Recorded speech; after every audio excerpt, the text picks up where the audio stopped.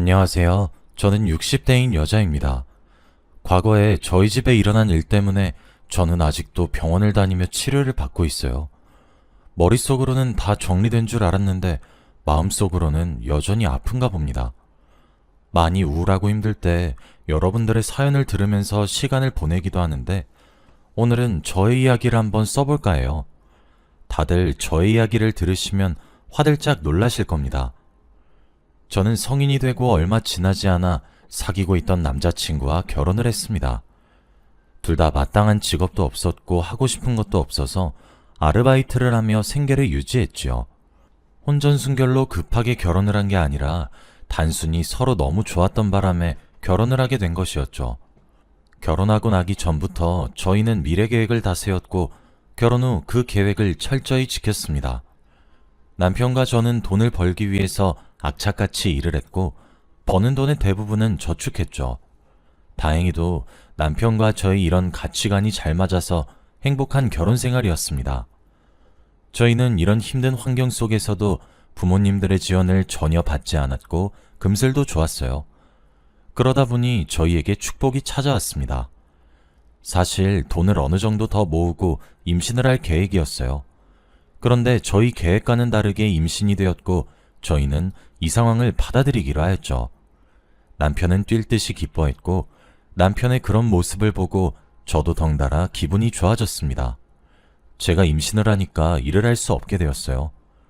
임신 초반부터 많이 움직이면 안 되고 몸을 조심해야 해서 하던 일을 다 중단하고 남편 혼자서 돈을 벌러 다녔습니다. 그러다 보니 확실히 돈이 부족하긴 하더라고요. 앞으로 아기가 태어나면 돈이 들어가는 곳이 한두 가지가 아닌데 벌써부터 힘들어지니 너무 막막했죠. 그렇다고 양가 부모님들에게 손을 벌리고 싶지는 않았습니다. 이런 힘든 상황 속에서 남편은 자신이 일을 하나 더 하겠다고 했고 새벽에 대리운전을 했어요. 가장으로서 책임감을 느낀다고 했고 돈을 많이 벌어서 저와 아기를 호강시켜준다고 했죠. 남편의 그런 말이 너무 고마웠고 남편은 잠도 자지 못하고 하루 종일 일만 했습니다. 그런데 결국 이게 큰 사고를 불러일으키고 말았어요.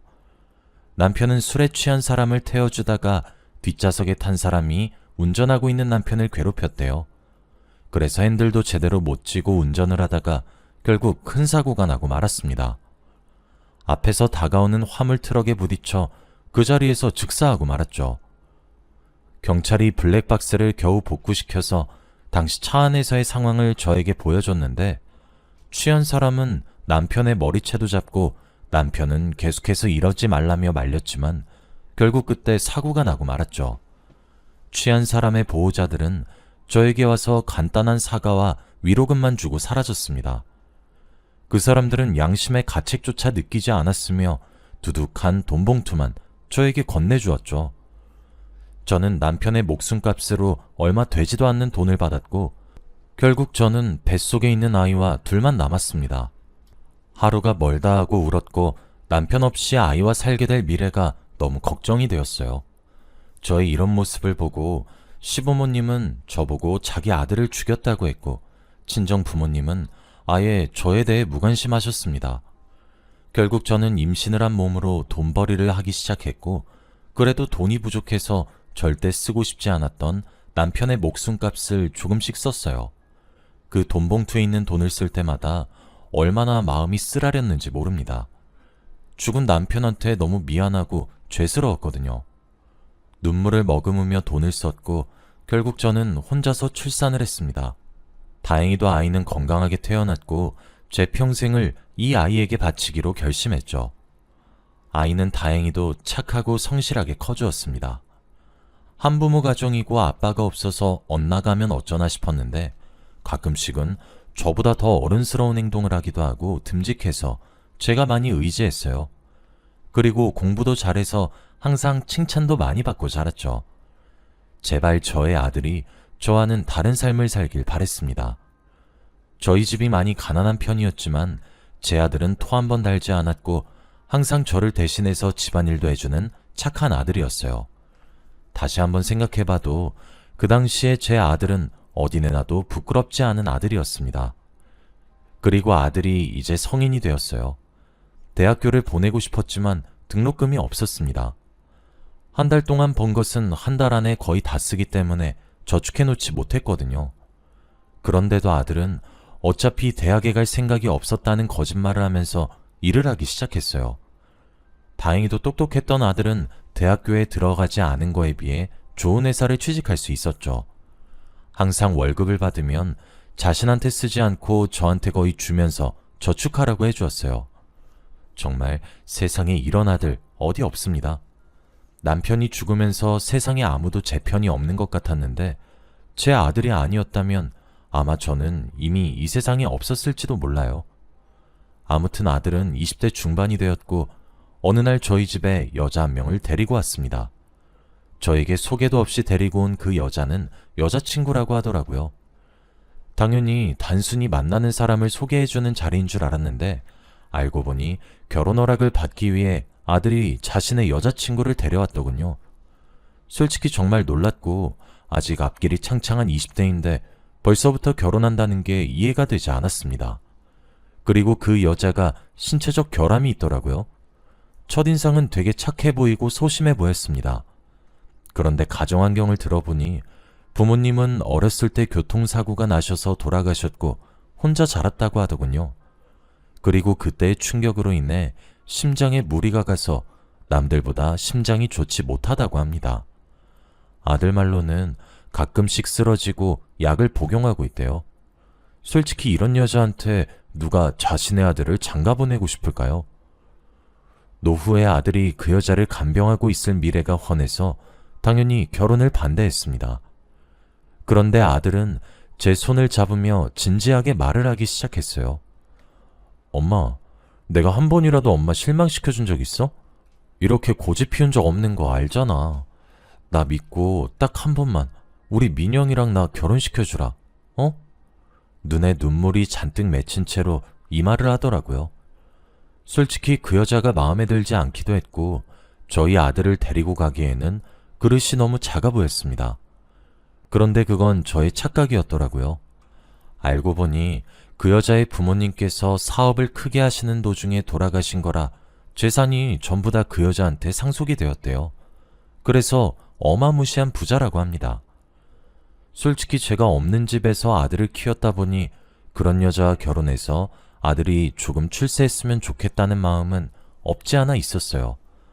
그렇지만 아직 제가 그 여자에 대해 잘 모르기도 하고 말수가 너무 없어서 고민이 되었죠.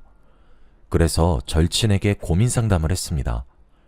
남편이 죽었을 때 제 옆에서 정말 많이 위로를 해주었던 저의 오랜 친구가 있는데 그 친구에게 어떻게 해야 하냐고 물어보았죠.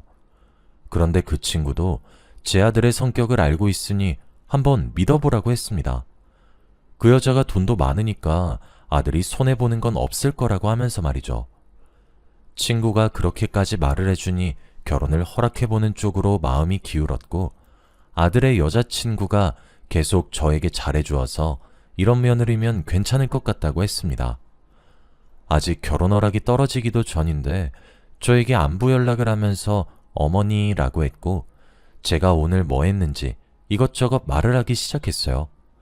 그러다 보니 저도 모르게 그 아이의 전화를 기다리고 있더라고요. 결국 저는 결혼을 허락했고 두 사람은 행복한 부부가 되었습니다. 저와 결혼하고 아들네는 분가를 하면서 살았어요.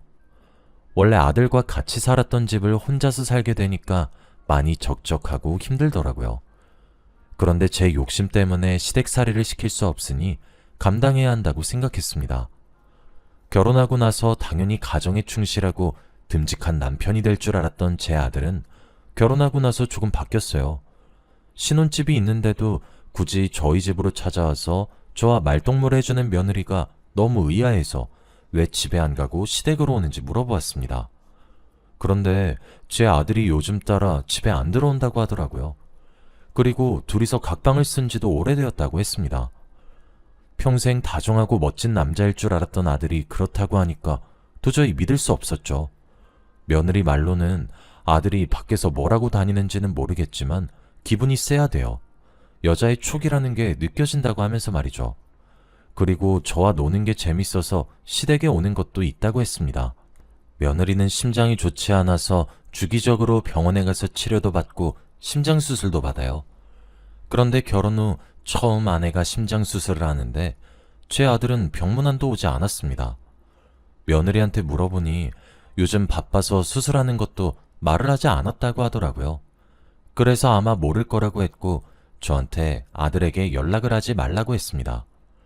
며느리의 눈은 슬퍼 보였고 너무 가여워서 제가 옆에서 병간호를 많이 해주었어요. 아들이 조금 의심스럽긴 했지만 제가 알고 있는 아들은 그런 사람이 아니기에 믿으려고 했죠. 그런데 얼마 뒤 저에게 아주 큰일이 일어나고 말았습니다. 제 평생 친구가 한 명밖에 없어요. 아들의 결혼을 고민 상담했던 친구 말이죠. 제가 힘들 때나 기쁠 때 항상 옆에 있어주던 소중한 친구였는데 그만 하늘나라로 가고 말았습니다. 가족들 말을 들어보니 교통사고라고 하더라고요. 제 남편에 이어서 친구까지 교통사고로 보내니까 마음이 너무 좋지 않았습니다. 왜 이렇게 제 주위 사람들은 제 곁을 떠나나 싶었죠.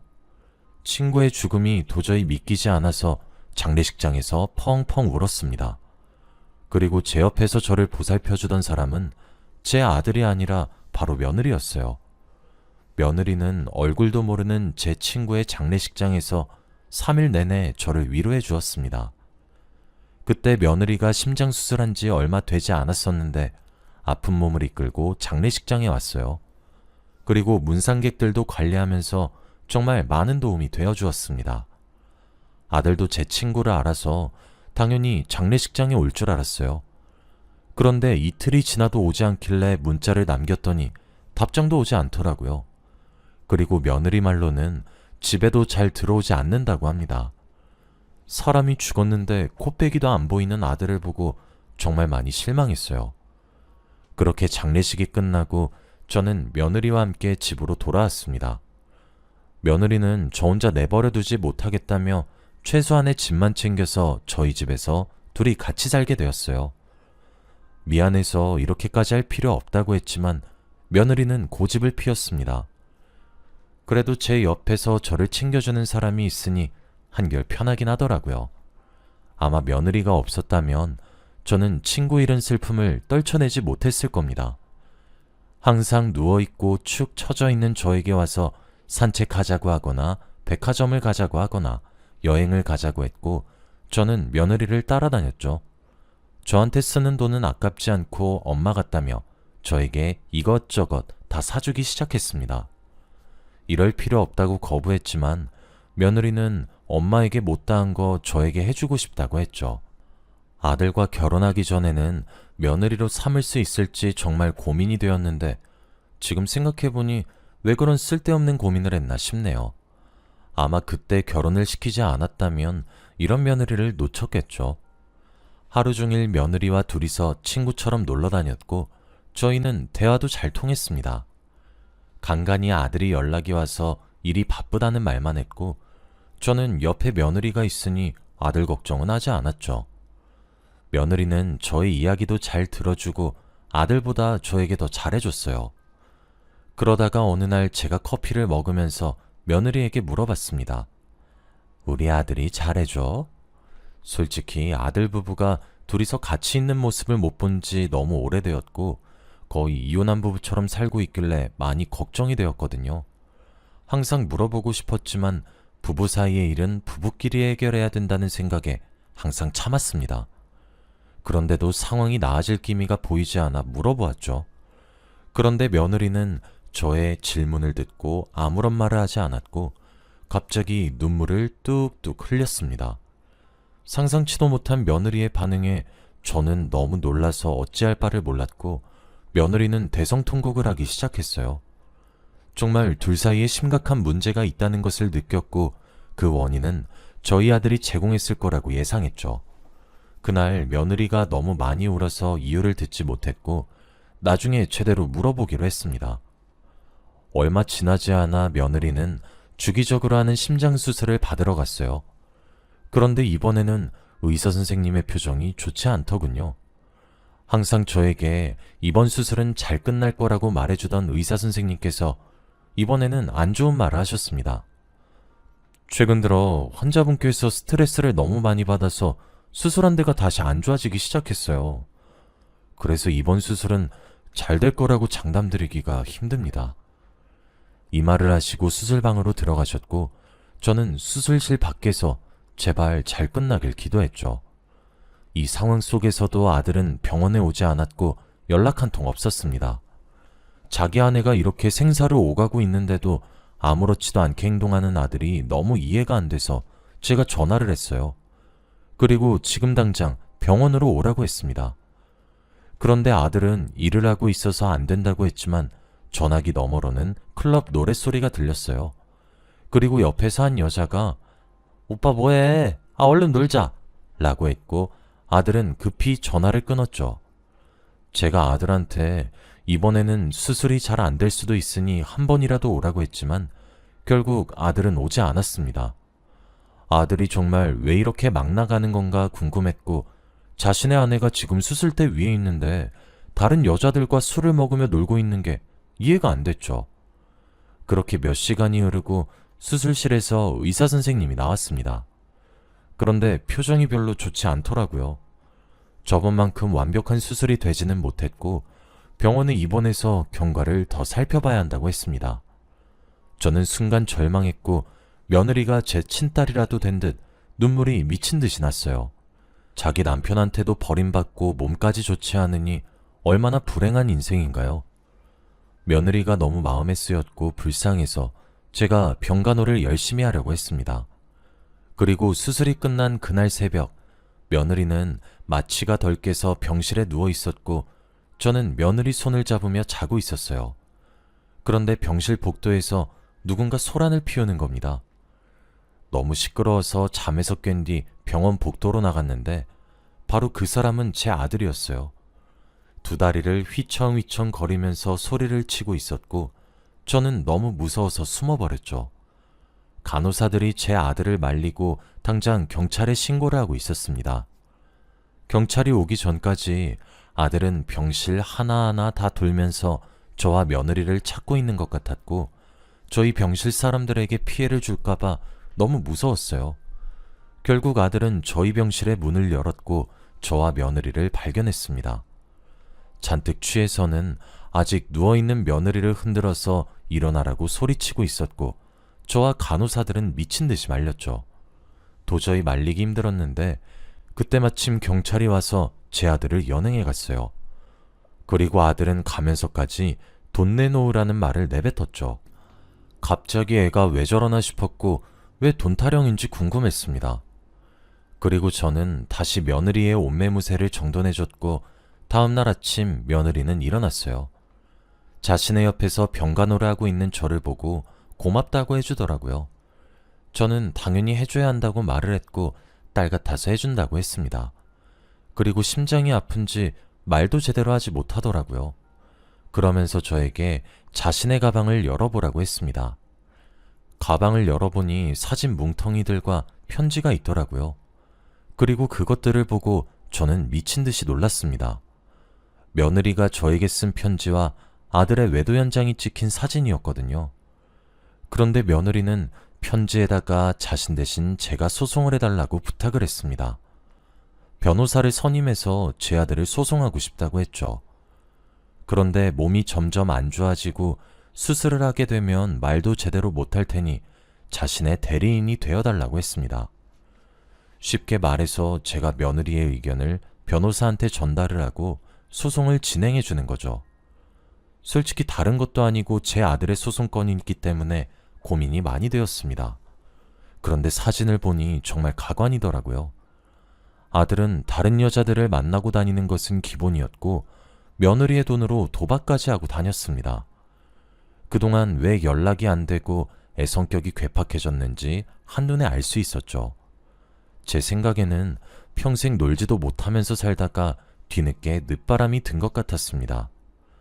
편지를 쓴 며느리는 저에게 간곡히 부탁했고 이렇게 누워있는 며느리를 보니 저는 진행하기로 했어요. 그리고 며느리 담당 변호사님과 함께 이야기를 하고 제가 며느리의 말을 전달해주면서 소송은 진행되고 있었죠. 아들은 그 와중에도 도박을 하고 여자를 만나고 다니며 문란한 생활을 하고 있었고 경찰에 도박을 하고 있는 것을 제 손으로 신고도 했습니다. 엄마로서 저는 이렇게 하는 것이 맞다고 생각했어요. 아들이 안 좋은 길로 빠졌는데 가만히 둘 수 없었습니다. 아들은 경찰서에서 저에게 욕설을 내뱉으며 처음 보는 모습으로 저를 대했는데 그때 조금 많이 충격을 받았어요. 제가 알던 아들의 모습이 아니었거든요. 아직도 그때 아들의 모습이 머릿속에서 떠올라서 상담을 받습니다. 아무튼 그렇게 사건이 종료가 되고 아들은 감옥으로 가게 되었어요. 제가 며느리의 병간호를 열심히 해서 그런지 며느리는 예정보다 조금 더 일찍 퇴원을 했죠. 지금 며느리가 퇴원을 하고 2년이 흘렀는데 아들은 아직 감옥에 있습니다. 제가 연락을 하고 면회를 가도 거부해요. 아마 저에게 배신감을 많이 느꼈겠죠. 저는 편지는 매번 보내고 있습니다. 병원도 다니면서 며느리와 함께 상처도 치유하고 있죠. 며느리 덕분에 제가 몰랐던 아들의 모습까지 알게 되었습니다. 아무리 가족이어도 함부로 믿으면 안 되는 것 같아요. 저희 이야기는 여기까지입니다. 들어주셔서 감사합니다.